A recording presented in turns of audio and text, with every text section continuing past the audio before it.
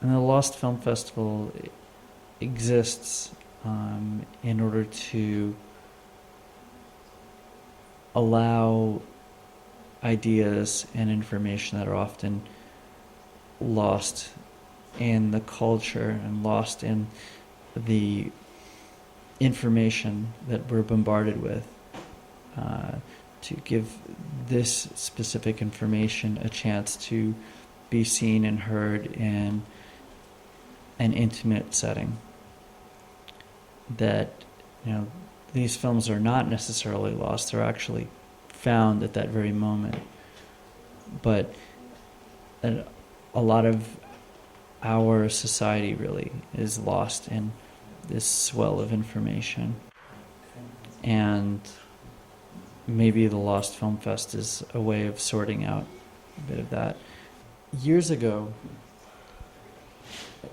I discovered that I have this pretty insatiable wanderlust. I have this need to travel around the world and meet new people and learn new things and find myself in different types of situations. And what better excuse than to create a curated, politically oriented, connective, multimedia, hacking, culture jamming film program to travel around with.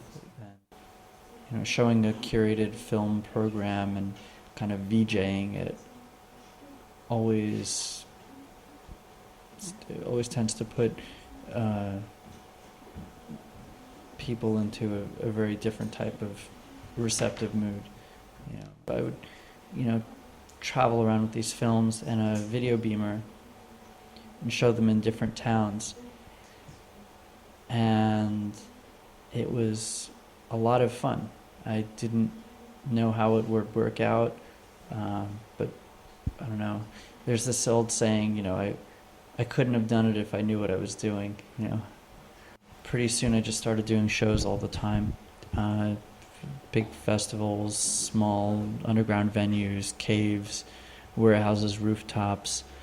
And eventually I started doing a lot of universities and theaters and things like that. So I do over 200 shows a year nowadays, all over the world. And the goal is essentially to curate a film program that's a truly interactive experience.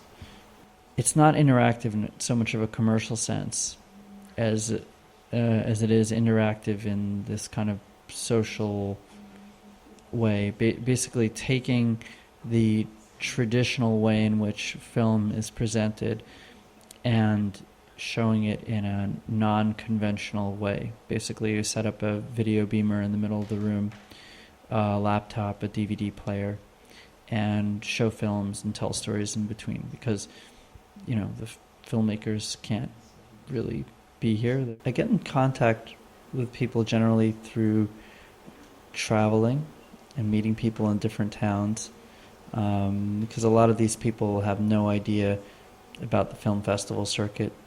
They don't have money to submit to festivals. They don't really know anything about that system.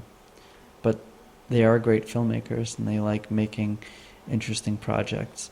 So, they'll make these films. There's a lot of word of mouth. People find out about Lost Film Fest on the web. On occasion, somebody will write something about the Lost Film Fest, or I'll be on some obscure television show or some radio show or whatever, and people say, wow, that's kind of interesting and cool, and maybe I can connect with that.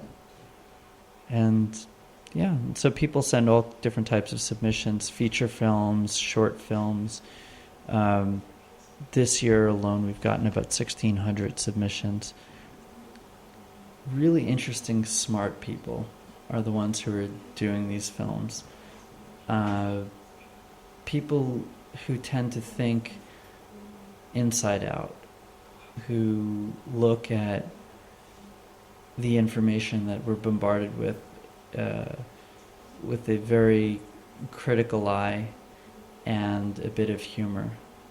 The 20th century in film consisted of the creation of these giant walls of illusion.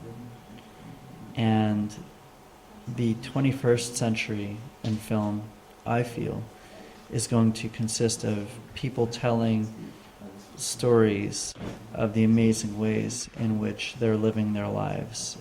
I think that people are sick of being passive in terms of their consumption and want to be more participants. And to me, it seems like the internet is a very good way of using a lot of the broadcast technologies to get large amounts of people to hear about things on a very grassroots level in a very quick way. And it's cheap nowadays to find a camera and a computer and edit together a film. You know, it's a good way of finding people to interact with, finding a different way of thinking about how to communicate ideas. And really that's what LostFilmFest attempts to do. We attempt to bring together a lot of the different worlds that we're involved in, the world of filmmaking, the world of music, the world of hacking, the world of culture jamming, the world of philosophy, the world of deconstructing and reconstructing.